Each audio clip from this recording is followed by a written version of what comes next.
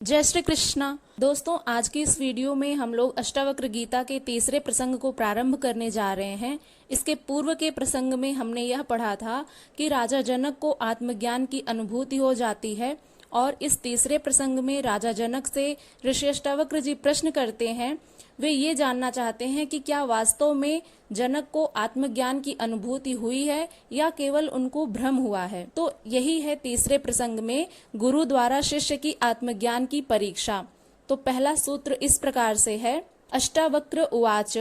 ऋषि अष्टावक्र बोले, अविनाशिनमात्मानमेकं विज्ञाय तत्वतः तवात्मज्ञस्य धीरस्य कथमर्थार्जने रतिः। अर्थात गुरुजी शिष्य जनक की परीक्षा लेने के उद्देश्य से पूछते हैं कि उन्हें वास्तव में आत्मज्ञान हुआ है या आत्मज्ञान का भ्रम हुआ है।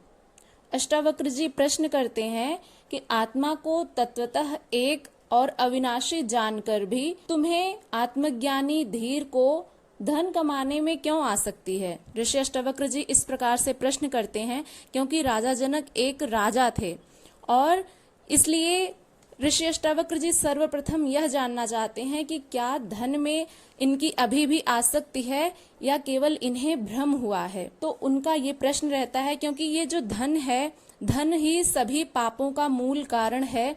आगे ऋषि अष्टावक्र जी बताएंगे कि धन ही समस्त पापों का मूल कारण होता है। इसीलिए उनका पहला प्रश्न यही होता है। राजा जनक से वे पूछते हैं कि क्या अभी भी तुम्हें धन कमाने में आसक्ति है, क्या अभी भी तुम्हारे राजगद्दी के प्रति तुम्हारी आसक्ति है। राजा जनक अपने गुरु ऋषि अष्टावक्र जी का उपदेश सुनकर जाग गए। उनमें जो भ्रम था वह मिट गया और वे सत्य को उपलब्ध हो गए। उनका अहंकार और कर्तापन जो था वो समाप्त हो गया। वे व्यष्टि से समष्टि को प्राप्त हो गए और एक नया रूपांतरण हो गया। व्यष्टि और समष्टि की चर्चा हमने अष्टावक्र गीता के ही श्लोकों में की है पिछली वीडियोज में, तो आप वहां से भी पढ़ सकते हैं।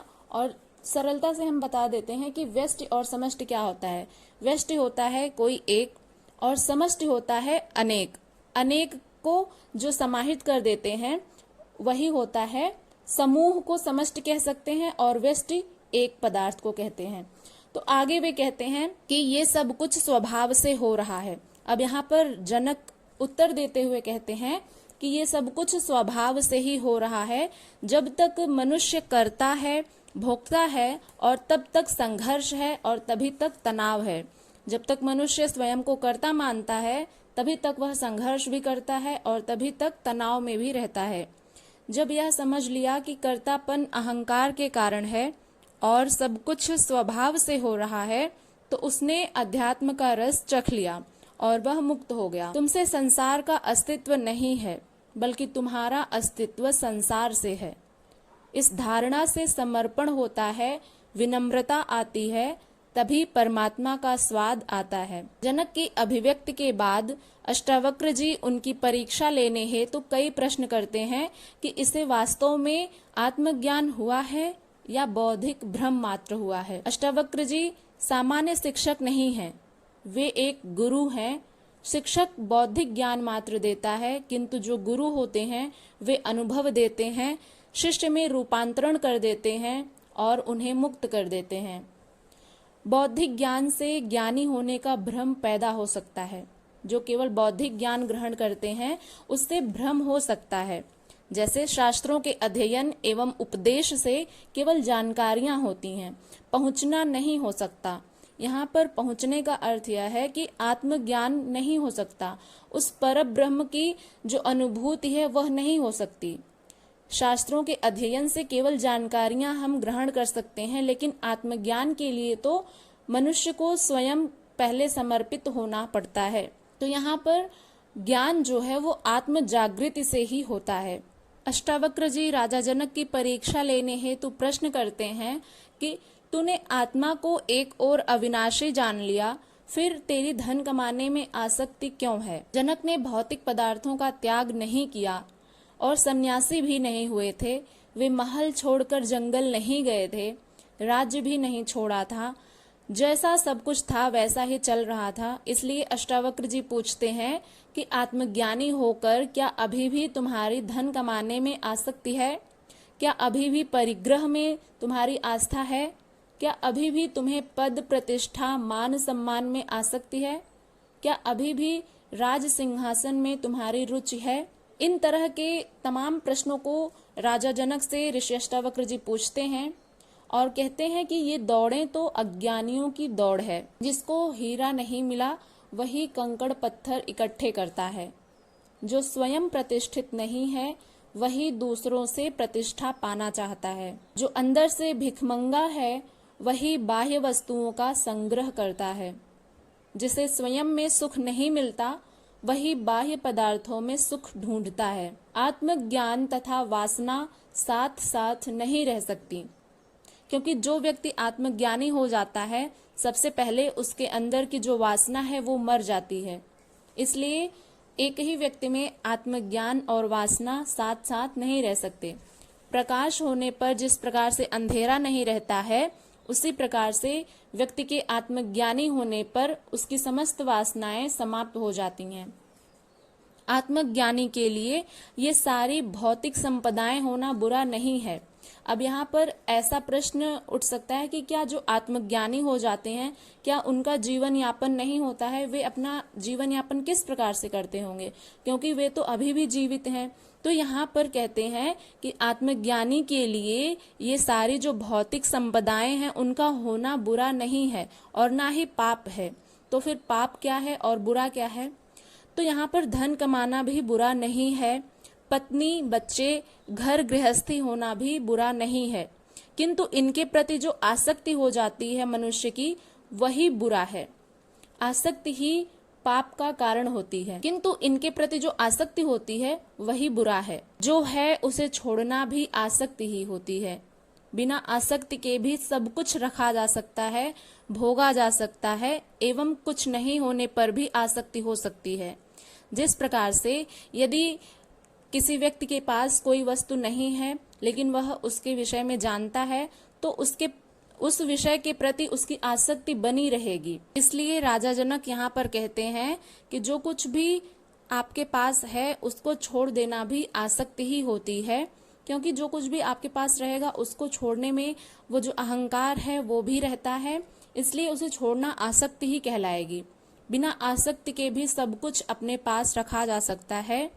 यानी जो कुछ भी आपके पास वस्तुएं हैं, जो भी आपके रिश्ते हैं, जो भी आपका परिवार है, उन सब में बिना आसक्ति के भी आप उनसे रिश्ता जो है वो निभा सकते हैं। यही बात यहाँ पर राजा जनक कह रहे हैं कि व्यक्ति के पास जो कुछ भी वस्तुएं हैं उनके प्रति अनासक्त होकर के वह अपना जीवन यापन कर सकते हैं, एवं कुछ नहीं होने पर भी आसक्ति हो सकती है। यदि आपके पास कुछ ना है तो उसके प्रति भी आसक्ति हो सकती है। अतः ज्ञान और अज्ञान का जो संबंध है वह भौतिक पदार्थों के त्याग और संग्रह से नहीं, बल्कि आसक्ति और अनासक्ति से होता है। यहाँ पर ऋषि अष्टावक्र जी के पूछने पर राजा जनक यह कहते हैं कि ज्ञान और अज्ञान का जो संबंध होता है वह इस संसार के भौतिक पदार्थों के त्याग और संग्रह से नहीं होता है, बल्कि आसक्ति और अनासक्ति से होता है। यहाँ पर कोई व्यक्ति ज्ञानी है या अज्ञानी, उसमें हम इस प्रकार से जान सकते हैं कि कोई अज्ञानी है या ज्ञानी, तो यह देखना चाहिए कि उसकी इस संसार के भौतिक पदार्थों में आसक्ति है या नहीं है। यदि उस व्यक्ति की आसक्ति इस भौतिक वस्तुओं से है तो समझ लीजिए कि वो अज्ञानी व्यक्ति है, और यदि वह अनासक्त है, इस संसार की समस्त वस्तुओं से वो अनासक्त है, आसक्ति नहीं रखता है, तो ये मानना चाहिए कि वो व्यक्ति ज्ञानी है। अष्टावक्र जी इस प्रश्न के माध्यम से जनक से यही जानना चाहते हैं कि विषयों में इसकी आसक्ति है या नहीं है। धन ही वासनाओं में वृद्धि करता है तथा वासनाओं के बढ़ जाने पर अन्याय पूर्वक भी यह अधिक धन प्राप्ति की इच्छा करने लगता है।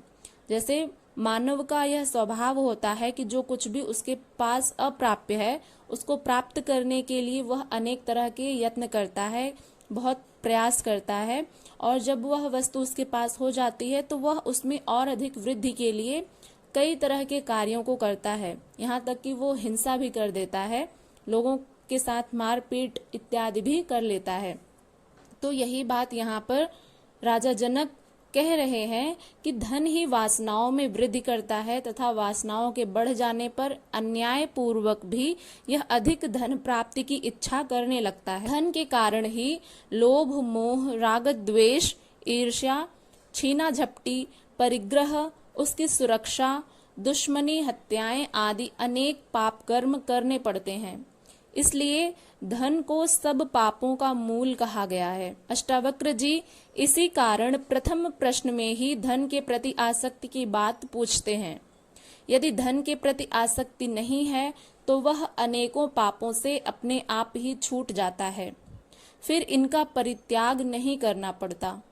एवं धन में आसक्ति रहते इन सब बुराइयों से बचा ही नहीं जा सकता। यदि आपकी धन में आसक्ति है तो ये जो बुराइयां अभी हमने बताई कि लोभ, मोह, राग, द्वेष, ईर्ष्या, छीना झपटी और परिग्रह, धन की सुरक्षा के लिए दूसरों को मार देना और दुश्मनी, हत्याएं आदि जो अनेक पाप कर्म हैं उनको करना ही पड़ता है। जिनकी धन के प्रति आसक्ति नहीं है वो अनेक पापों से, ये जो अभी हमने बताया, उनसे वे स्वतः ही छूट जाते हैं, फिर इनका परित्याग नहीं करना पड़ता है।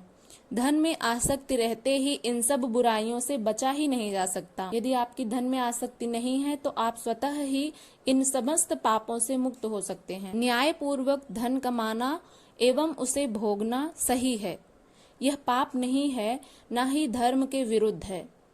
और सब कुछ छोड़ करके केवल लंगोट धारण करके जंगल में भागने वाला ही धार्मिक है एवं गृहस्थी सभी पापी हैं, ऐसे जो मान्यता रखते हैं वे मूढ़ लोग हैं और मूढ़ लोगों के सिवाय यह मान्यता किसी की भी नहीं हो सकती।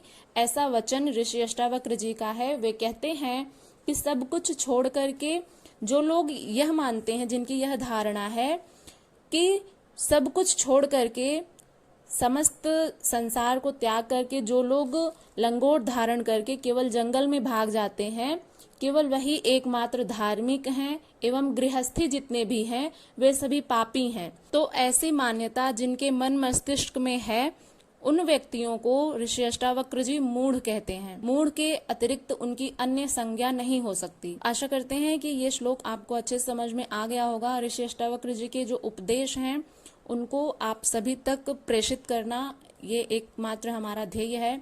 तो ये वीडियो यदि आपको पसंद आई हो तो इसको लाइक करिएगा। चैनल पर यदि पहली बार विजिट कर रहे हैं तो सब्सक्राइब करके बेल आइकन को प्रेस कर लीजिएगा ताकि आने वाली हर वीडियो की नोटिफिकेशन सबसे पहले आप तक पहुंचे और आप उसे सुन करके, समझ करके, आत्मसात करके अपने जीवन में कुछ सकारात्मक कार्य कर सकें। इसको अधिक से अधिक लोगों तक शेयर भी करिएगा और अपना फीडबैक जरूर दीजिएगा।